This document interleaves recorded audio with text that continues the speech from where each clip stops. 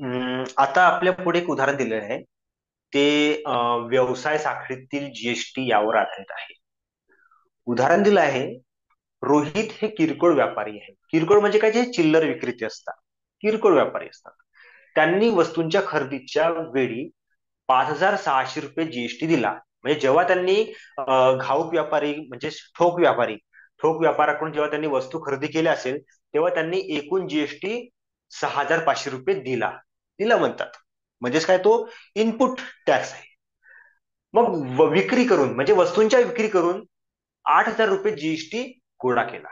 म्हणजे ग्राहकांना जेव्हा वस्तू विकल्या, तेव्हा विकलेल्या वस्तूमधून त्यांना 8,000 रुपये जीएसटी मिळालेला आहे. म्हणजे मिळाला काय, म्हणजे विक्री करून मिळाला म्हणजे आउटपुट टॅक्स झालेला आहे. पुढे काय म्हणते, आपल्याला काही प्रश्न दिलेले आहे, त्या प्रश्नाचे आपलं उत्तर लिहायचे. पहिला प्रश्न आहे की इनपुट टॅक्स व आउटपुट टॅक्स किती. म्हणजे या व्यवहारात झालेला इनपुट टॅक्स किती आणि आउटपुट टॅक्स किती. त्यानंतर श्री रोहित यांना इनपुट टॅक्स क्रेडिट किती रुपये मिळेल. म्हणजे जे इनपुट टॅक्स क्रेडिट क्रेडिट म्हणजे ते सवलत, सूट सूट किती रुपये मिळेल. तिसरं आहे, त्यांनी देय असलेला जीएसटी काढा. म्हणजे त्या श्री रोहित यांना एकूण किती रुपये जीएसटी द्यावं लागणार, तो जीएसटी काढायचा आहे. आणि नंतर काय द्यायचा होता, तर त्या जीएसटी मध्ये केंद्राचा व राज्याचा देय कर काढा. म्हणजे आपल्याला केंद्राचा व राज्याचा देय कर काढायचा आहे. की रोहित हे ऍक्च्युअली किती रुपये सरकारला, शासनाला देणार. शासनाला ऍक्च्युअली किती रुपये देणार हे आपल्याला काढायचं आहे. मग आता रोहितचा देयकर म्हणजे काय, तर शासनाला भरावयाचा कर. ठीक आहे. श्री रोहित रोहित यांचा देयकर देयकर म्हणजेच म्हणजे म्हणजेच शासनाकडे भरावयाचा कर. शासनाकडे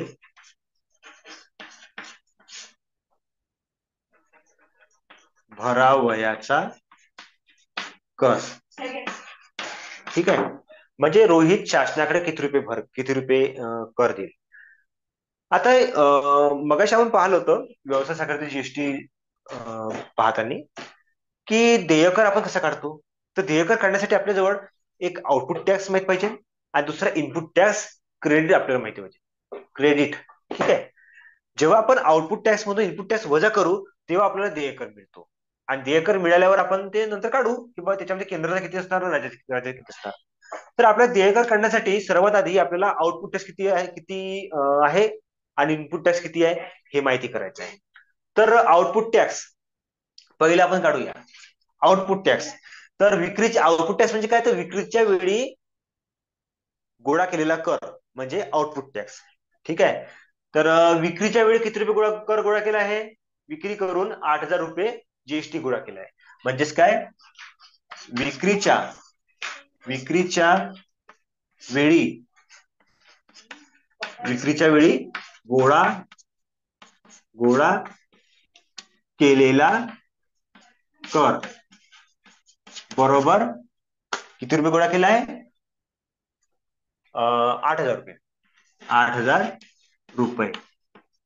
ठीक आहे. 8,000 रुपये विक्रीच्या वेळी कर गोळा केलेला आहे, म्हणून याला काय म्हणू आपण, आउटपुट टॅक्स. ठीक आहे. एक मिनिट, याला आपण कंसामध्ये लिहू शकतो. गोळा केलेला कर म्हणजे काय, output tax. Output output tax. ठीक आहे. बरोबर किती आहे, 8,000 रुपये. ठीक आहे. त्यानंतर हे झालं आउटपुट टॅक्स. नंतर काय असते, इनपुट टॅक्स. तर इनपुट टॅक्स म्हणजे काय होते, जेव्हा तो वस्तू खरेदी करतो, तेव्हा खरेदी करताना जेव्हा तो इनपुट जो टॅक्स देतो, जो जीएसटी देतो, त्याला इनपुट टॅक्स म्हणतात. म्हणजेच काय, दुसरं, याला पण असं करूया.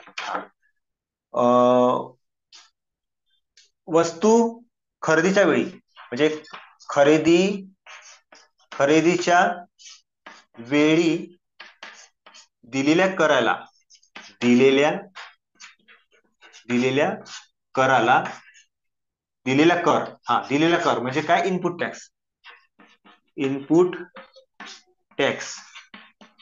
हा. जेव्हा वस्तू खरेदी केली तेव्हा किती रुपये दिला कर, 6,500 रुपये दिला आहे. बरोबर काय? 6,500. मग आता हा जो 6,500 आहे, हा वस्तू खरेदीच्या वेळी दिला होता, म्हणजे हा इनपुट टॅक्स आहे. आणि एवढीच सवलत त्यांना जेव्हा केंद्राचा कर किंवा जो जीएसटी किती रुपये द्यायचा आहे सरकारकडे, जेव्हा तो काढेल, त्याच्या जीएसटी मधून जे आउटपुट टॅक्स आहे यामधून 6,500 हे वजा होईल, म्हणजे सवलत मिळेल. म्हणजे सवलत म्हणजे काय? तर त्याला तो त्यांना क्रेडिट होईल. म्हणजेच म्हणजेच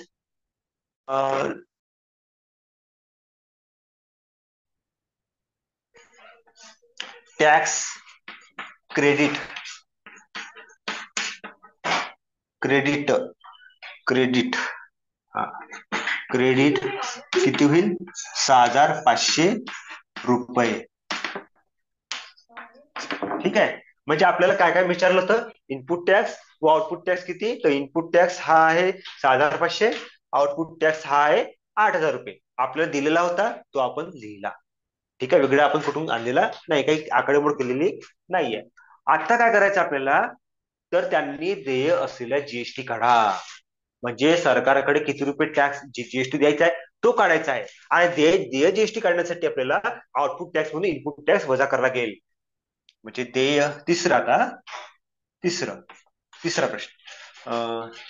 देय जीएसटी किंवा देय कर आपण म्हणतो त्याला, देय असलेला जीएसटी करा.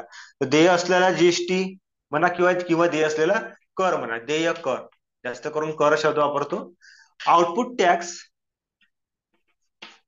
सूत्र आहे आउटपुट टॅक्स, आउटपुट टॅक्स वजा इनपुट टॅक्स.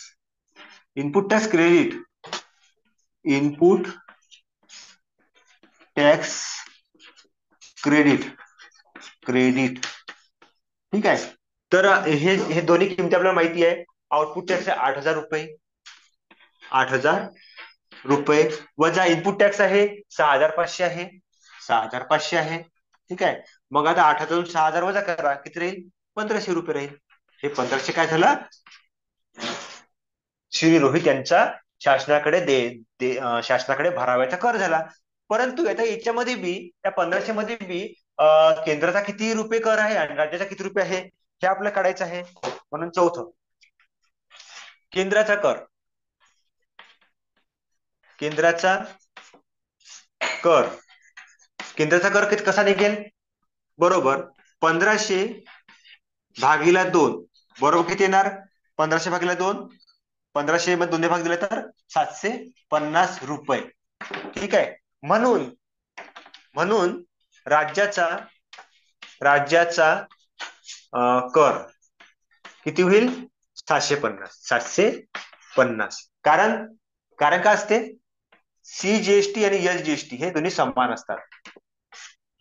सी जीएसटी बरोबर एस जीएसटी. ठीक आहे. तर अशा प्रकारे हे उदाहरण आहे.